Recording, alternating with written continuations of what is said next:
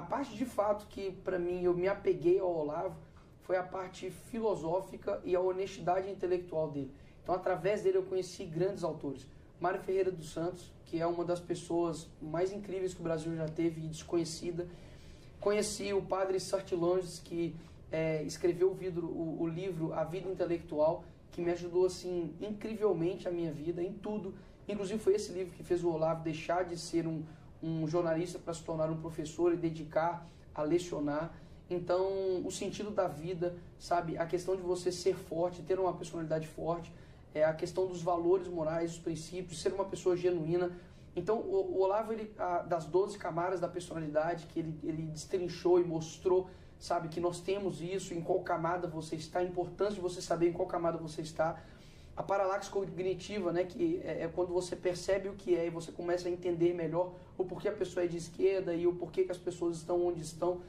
Enfim, isso que me chamou a atenção, de que ele conseguia, mesmo que com palavras um pouco grosseiras e de um modo completamente diferente do habitual que a gente estudava na escola, né, talvez com palavras de jargões difíceis, de palavras belas, mas que você não entendia.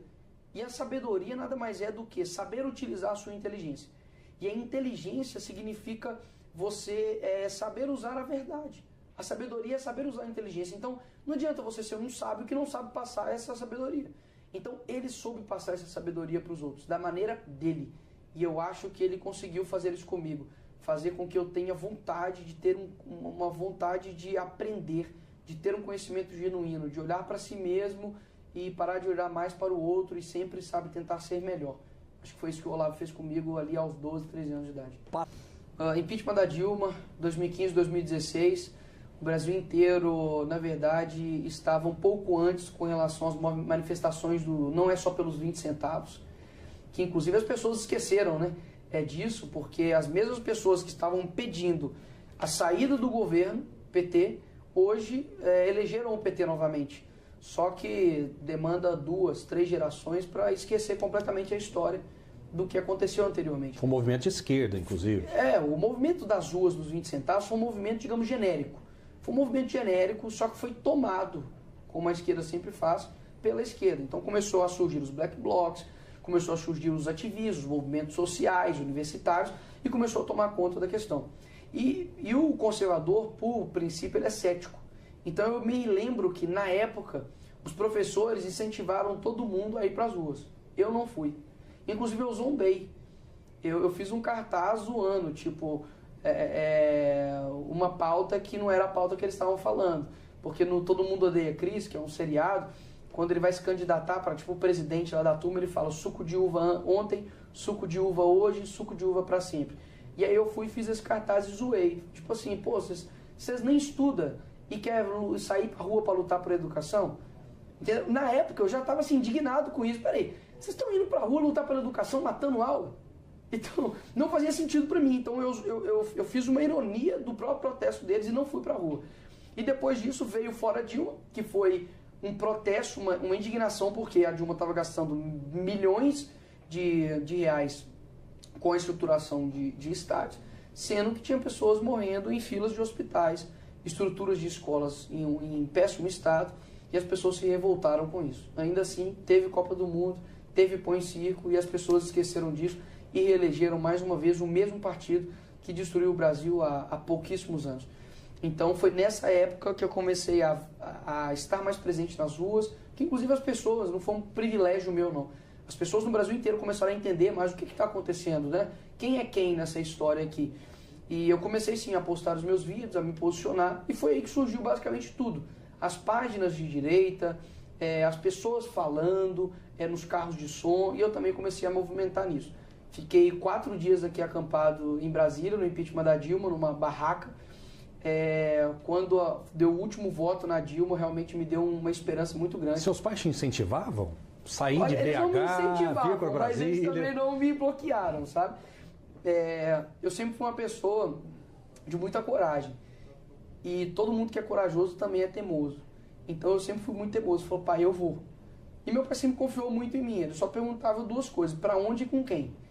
Então, para onde e com quem? Pai, tô indo com fulano de tal e fulano de tal. para onde? Estou indo para Brasília, eu vou ficar nesse lugar, tal dia eu volto. Então eu acho que isso é muito bacana também de pai para filho. Você confiar no seu filho.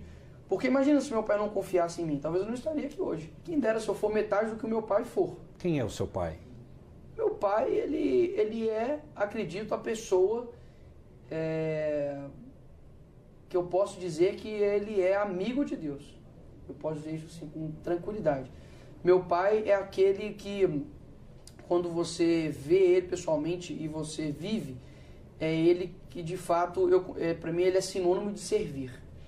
A Bíblia fala que meu pai ele é pequenininho, mas a Bíblia fala que maior é aquele que serve. O meu pai ele é um gigante por conta disso, porque ele tem um coração de servir. Você chega em casa, ele está fazendo alguma coisa. Se a gente vai para um sítio, ele faz algo, ele está lá preparando algo, ele está sempre servindo. Chega na igreja, ele é o pastor presidente. Geralmente as pessoas invertem isso, né? Então o próprio Jesus, ele era filho de Deus. Ele não era somente uma pessoa qualquer, ele era filho de Deus. E ele chega e limpa os pés dos discípulos, sabe? Ele serve as pessoas que estão ali em volta. Ele reparte o pão. Então, olha só o exemplo que ele deu. Então eu vejo o meu pai como o espelho, realmente, do que é mais próximo do que é ser um pequeno Cristo.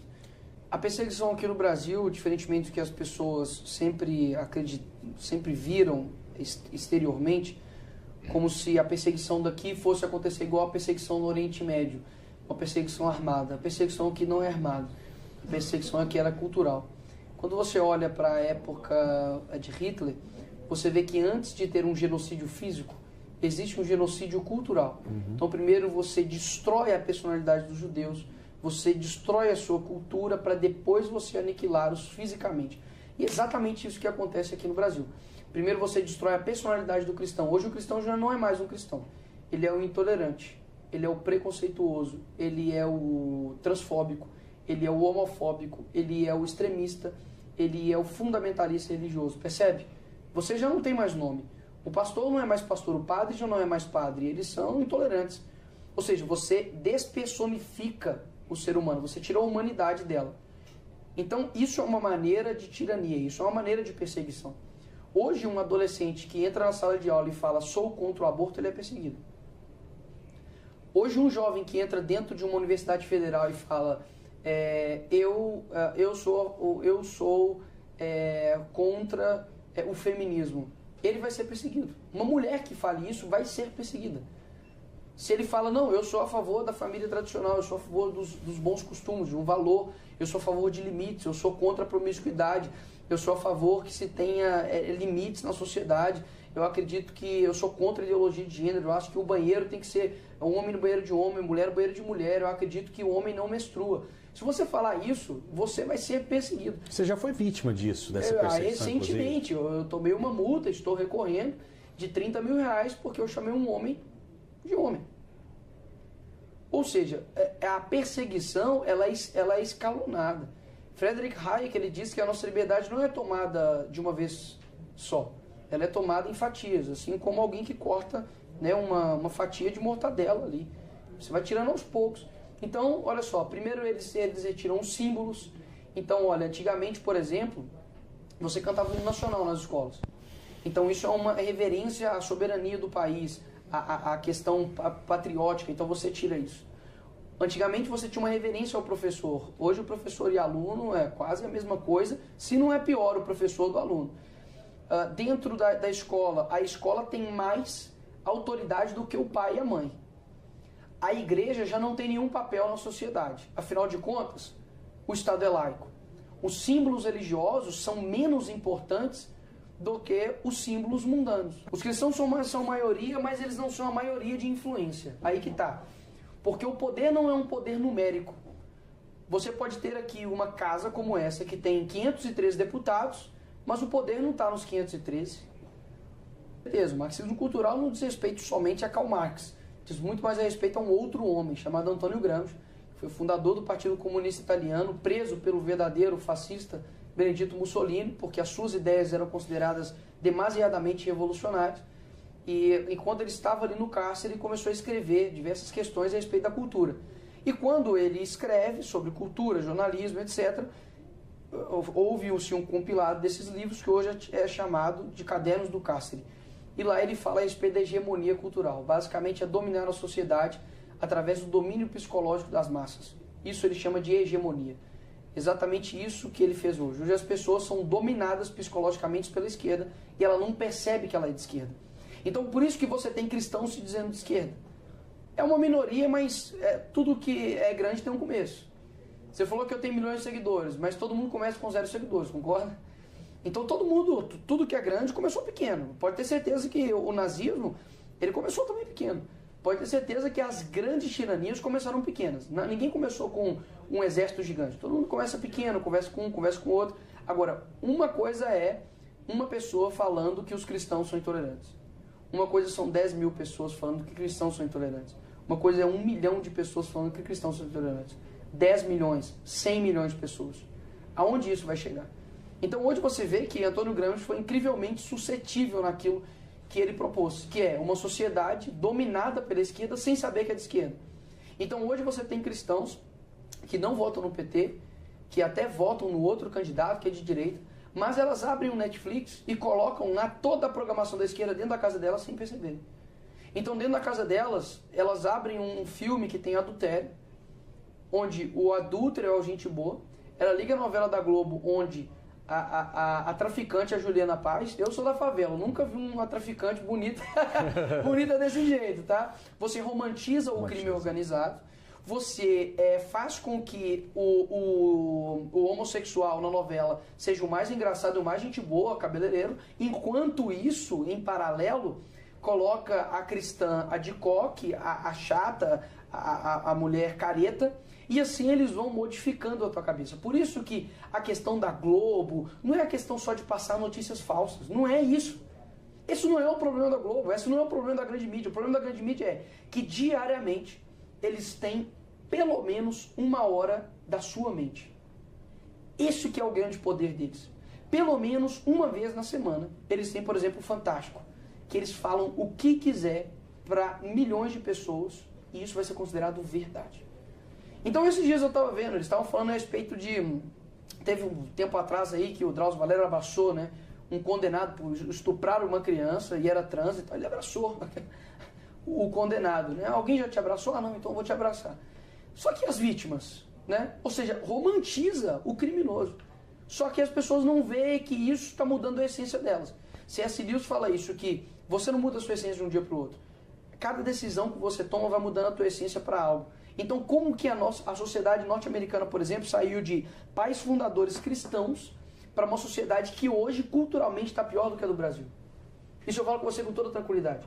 Hoje, os Estados Unidos está pior culturalmente do que o Brasil. A agenda do ativismo LGBT, no sentido de imposição de multa, de prisão, está muito pior do que o Brasil. É um aparelhamento, na sua visão. Total, do judiciário, do âmbito legislativo, do âmbito da mídia. Ou no mês de julho, que é o Pride Month, né, no mês do orgulho LGBT nos Estados Unidos, se as empresas não colocarem lá as cores, né, lá do arco-íris, basicamente elas são canceladas. Porque é como se assim, ou vocês se rebaixam, se ajoelham perante ao meu ativismo, ou vocês são declaradamente homofóbicos. Mas tem homossexual de direita também? Vários. Inclusive, eu postei hoje aqui, eu vou abrir aqui, eu postei hoje, recebi aqui uma carta, de uma transexual de 42 anos e falou, olha, 42 anos, eu sou uma pessoa transexual operada em janeiro de 2012. Acabei de assistir seu vídeo discussando na tribuna sobre o caso em que o senhor foi condenado a pagar uma indenização por transfobia. Quero dizer que lamento muito que isso tenha acontecido, mas também que gostaria de te agradecer por tudo que tem falado no Congresso sobre essa pauta de ideologia de gênero. Concordo com tudo que disse. Peço com respeito, senhor deputado, que me conceda alguns momentos da sua atenção neste e-mail. E aí ela continua. Ou seja, existem muitos homossexuais que discordam do ativismo LGBT. Sabe por quê? O ativismo LGBT não tem nada a ver com homossexuais. Porque se os ativistas LGBT... É um movimento político. Fidel Castro deu uma entrevista para a Folha de São Paulo dizendo que ele perseguiu e matou homossexuais. Che Guevara da mesma forma. Os homossexuais eram colocados em campos de concentração, de trabalho escravo em Cuba. Ou seja, como eles lidavam os homossexuais lá atrás? Perseguindo. Hoje, eles utilizam eles como uma força política eleitoreira. Você olha, por exemplo, a rampa, né, que o Lula subiu, né, com várias minorias, né? Tinha ali uma pessoa de cadeira de rodas, um homossexual, um índio, não sei o que e tal. Dá só uma olhada nas pessoas que ele colocou no poder. Só homens. Né? Você olha a indicação dele para o STF, um homem. A indicação dele para a PGR, um homem. A indicação todos homens, brancos, héteros, ricos, cis, tudo aquilo que eles dizem ser o contrário. Então entenda que a esquerda não é um movimento ideológico. A esquerda é um movimento geopolítico. Porque a função do Lula não é fazer essas pautas, porque essas pautas, por exemplo, Rafael, elas não colam no Nordeste. Não colam no Nordeste, porque no Nordeste todo mundo está comigo. Eles concordam que o homem tem que ficar no banheiro de homem, mulher tem que ficar no banheiro de mulher. Por isso que Mas por que o Lula teve uma votação tão expressiva no Nordeste? Porque aí eles já não utilizam a pauta ideológica. Eles vão utilizar outro instrumento, que aí é o benefício do auxílio, utiliza a humildade das pessoas, talvez a falta de conhecimento do que é verdade, do que é certo, do que é bom, para poder enganar as pessoas. Mas não é com essas pautas. Eu duvido o Lula chegar lá no Nordeste e dizer assim, pessoal, a partir de hoje aqui no Nordeste, o homem pode entrar no banheiro de mulher, a mulher pode entrar no banheiro de homem, e nas escolas do teu filho vai ser ensinado que ele pode ser o que ele quiser. Eu aposto que você quiser que o Lula jamais vai fazer isso. Com certeza, a liberdade ela implica inclusive você ouvir coisas que você não defende, que você não concorda, e isso é a liberdade em si. Agora, voltando à questão, o que acontece da peruca em específico? Assim como eu utilizei ela para poder exemplificar o que eu estava dizendo, eu poderia ter colocado uma máscara para poder falar sobre o Covid, poderia ter colocado uma boina para poder falar da Polícia Militar. E as pessoas, no primeiro momento, é claro que te dá um baque. Poxa, o que é isso? O que o deputado está fazendo? Mas quando ela para me ouvir, ela concorda 100%. E para perceber, neste dia... Conforme de chamar a atenção, foi uma estratégia proposital. Proposital. Neste dia, por exemplo, era o Dia Internacional da Mulher, e tinha diversas mulheres que assim, nada fizeram pelas mulheres, pelo contrário. Tinha ali Maria do Rosário, poxa, uma mulher que há tempos atrás estava defendendo pessoas assim, macabras, uma pessoa de esquerda, Jandira Fegali, mulheres que não representam as mulheres de fato.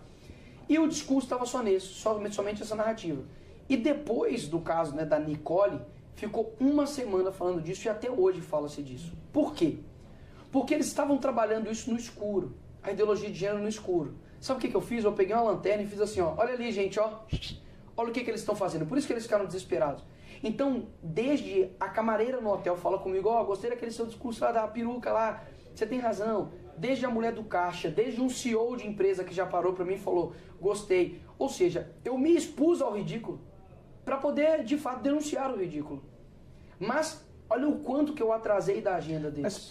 A repercussão negativa, vou ser bem sincero, para mim, era uma das próprias pessoas que já não gostavam de mim. É simples assim. E as pessoas que falam, nossa, foi excessivo. Para mim, excessivo é roubar, pô. Para mim, excessivo é botar dinheiro na cueca. Para mim, excessivo é botar um bandido na presidência. Para mim, excessivo é eu receber emenda e colocar na prefeitura da minha ex, como o Janones fez. Para mim, excessivo é fazer rachadinha, como o Janones fez. Agora, eu colocar uma peruca para poder denunciar uma pauta ideológica que tem destruído um monte de vidas, pô, excessivo no Brasil é sacanagem, né? Então, assim, essas pessoas, elas já estão tão acostumadas a elas serem um falso moderado, porque eu tenho uma régua de 30 centímetros, o meio é 15, correto? Mas para essas pessoas, o meio não é 15, porque elas acham que o meio é 29. Se o meio é 29, qualquer coisa que está aqui fica extremo. Então, qualquer coisa que eu faça vai soar extremo para essas pessoas. Então, o falso moderador é aquele que apazigua o crocodilo esperando ser o último a ser comido. Essas pessoas que não gostaram do meu discurso podem ficar em paz, porque um dia chegará na porta de vocês. Vai bater lá na tua casa, um dia que você entrar com a tua filha dentro do banheiro, sua mulher estiver lá dentro do banheiro com a sua filha, e entrar um homem de 10 metros, e você falar assim, não pode acontecer isso, e ele calar a tua boca e colocar você na cadeia, ou fazer você pagar uma multa. Aí você vai lembrar, opa, poderia alguém estar lutando contra isso aqui, né? O Nicolas avisou. Então, ou seja, dia após dia eu vejo que, mais uma vez, a Nicole tinha razão. Você respeita os homossexuais? Claro. Você pode fazer o que você quiser na tua vida, pode sentir o que você quiser, eu não me importo, zero me importa. Agora, é diferente quando você quer impor a tua vontade em cima de mim. Eu não imponho minha vontade para cima de ninguém. Ah, você acredita na Bíblia? Não. Ah, então você é um bibliofóbico. Ora, isso não soa democrático, né? Então você pode ter a conduta sexual que você queira, não me importo com isso. Agora, não queira colocar pra mim de que eu preciso achar bonito, de que eu preciso concordar com o comportamento sexual, de que eu preciso adotar isso pra minha família. Opa, peraí, não é meu corpo, minhas regras, que eles gostam de dizer, minha família, minhas regras, minha sexualidade, minhas regras. E eles precisam respeitar isso. As crianças são um grande alvo, porque até os 5 anos você forma teu caráter. As crianças, elas precisam ter a liberdade de serem crianças. E quando você é criança, você não fica preocupado do tipo, o que eu sou, um homem ou uma mulher? Nossa, eu preciso decidir isso. Não, simplesmente você vai crescendo e vai compreendendo as coisas, e é natural. Agora, que intenção que eles têm de querer ter tanta audiência das crianças? Por que eles querem ter tanta audiência das crianças? Nos Estados Unidos você vê a apresentação de drag queen nas escolas para crianças. Você vê cada vez mais os conteúdos mais sensuais para as crianças, mais sexuais para as crianças. Por que eles querem ter? Porque eles sabem que eles estão em formação, né? E quando está em formação, você já pega no princípio. Então, se você já consegue colocar no início de uma receita alguma ingrediente ali, você atinge o bolo inteiro. Então, as crianças são um grande alvo. Pode ter certeza disso. Por isso que lá no Canadá, lá nos Estados Unidos, as paradas LGBT, eles sempre estão lá, né, com as crianças, vendo cenas assim absurdas, sexuais, sabe, de depravação mesmo. E eles são um grande alvo. Porque quando você destrói a identidade ali de uma criança sexual, o efeito é muito danoso. Porque uma criança não tem a estrutura da realidade ainda completa. Ela pode acreditar em Papai Noel. Ela não tem a condição ainda de tomar decisões para a sua vida inteira. E nós estamos vendo hoje, nos Estados Unidos, crianças de 12 anos fazendo transição de gênero, tirando ali o seu órgão sexual masculino e nunca mais conseguindo se reproduzir, ter ali uma experiência sexual com uma mulher, porque alguém chegou para elas e disse, você tem um jeitinho de menina, então você tem que virar menina. Ignorando, eles nos chamam de negacionistas, né? Eles são os negacionistas de fato.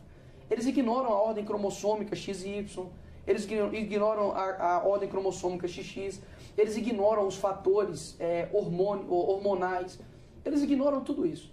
Porque para eles o que importa é colocar a todo custo o que eles querem para esse tipo de... Uma extrema-direita, mas o que significa ser de extremo?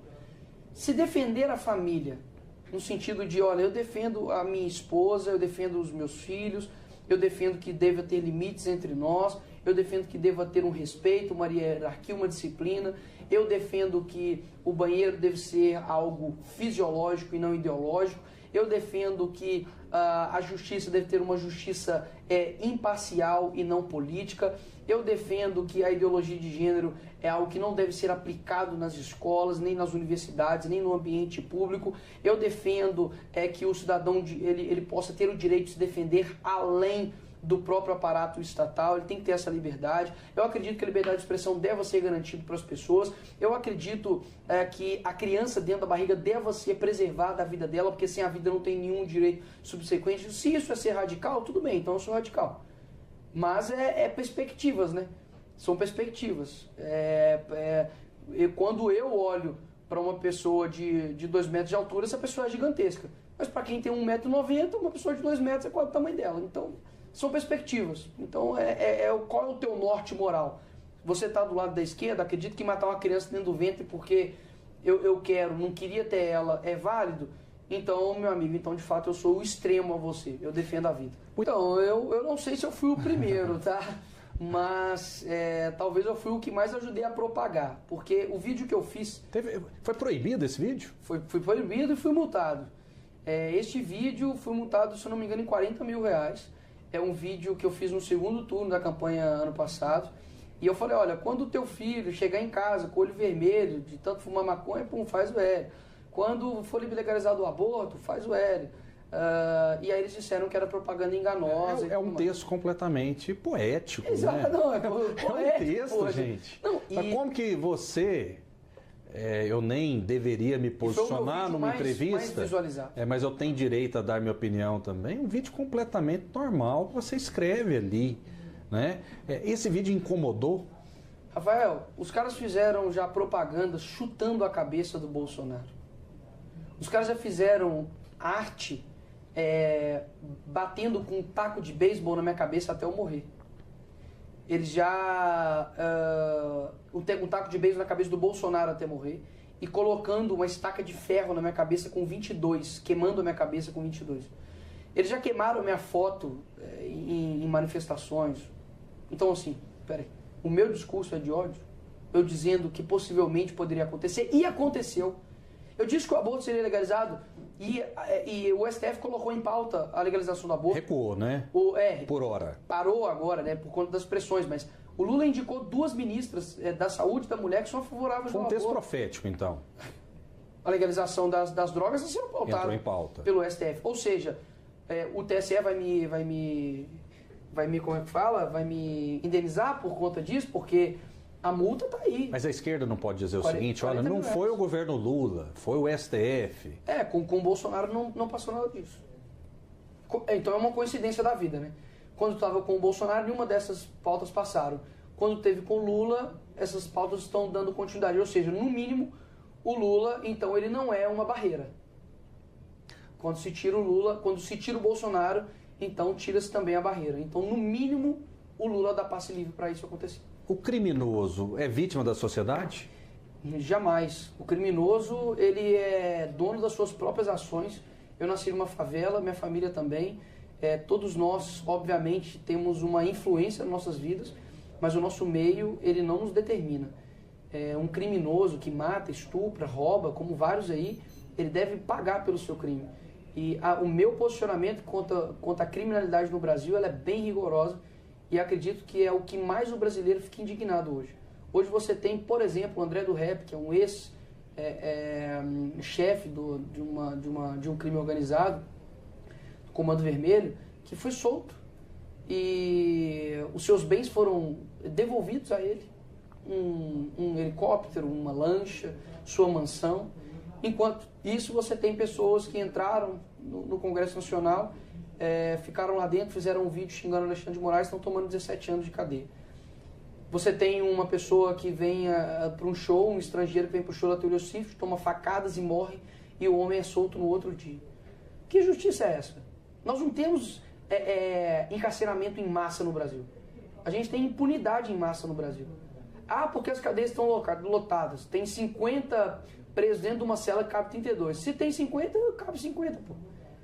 Para mim, são 2 coisas que deveriam ser consertadas aqui no nosso país. Porque a polícia ela acaba ficando desestimulada a cumprir o seu papel, porque você tem uma audiência de custódia que pergunta para o bandido assim, você foi bem tratado? Ele falou os seus direitos? Você sofreu algum tipo de pressão psicológica? Eu vi isso pessoalmente enquanto eu cursei direito.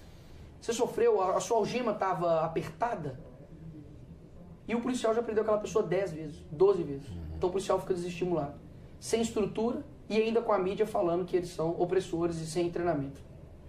Porque tem uma justiça cúmplice do crime organizado. Ou seja, ou nós fazemos juízes que de fato cumpram a lei e parem com essa progressão de regime, progressão de pena, porque para mim é o seguinte, faz ali a dosimetria da pena, latrocínio, roubo seguido de morte, pegou 12 anos de cadeia, meu amigo, 12 anos de cadeia. Porque se comportou bem na cadeia aqui, ó, uma palma e meia para você. Meus parabéns, quando der 12 anos você está solto, ressocializa, faz o que você quiser, você é um homem livre, toma seus direitos políticos novamente, vai votar, faz o que você quiser. Mas enquanto você não cumprir 12 anos, você vai ficar dentro da cadeia. Porque a cadeia é uma faculdade de criminosos e tal. É só você não fazer nada disso. Eu nunca vi uma pessoa que está dentro da escola estudando ir para a cadeia do nada. Alguém chegar e falar, você está preso. Não fez o para casa. Eu nunca vi. Ou seja, as decisões que cada um toma geram consequências, que é a lei da semeadura, é uma lei ainda que o STF não derrubou aqui no Brasil. Aqui o que você planta, você colhe. Então o judiciário do nosso país, ele é cúmplice do crime organizado. Ele é cúmplice do que nós temos hoje. Se hoje nós temos grandes pessoas do crime organizado sendo soltas, tendo, por exemplo, presídios que eles continuam ainda comandando aqui fora, é porque algo está errado. Você tem medo do STF? Medo? Medo eu tenho de Deus. Medo eu tenho dele. Ele pode tirar minha vida e na hora que ele quiser. Agora, medo do STF já... Pelo que está acontecendo no Brasil... O que eles podem fazer comigo? Cassar seu mandato? Tá. Seria uma pena. Lamentável. Eu ficaria extremamente chateado.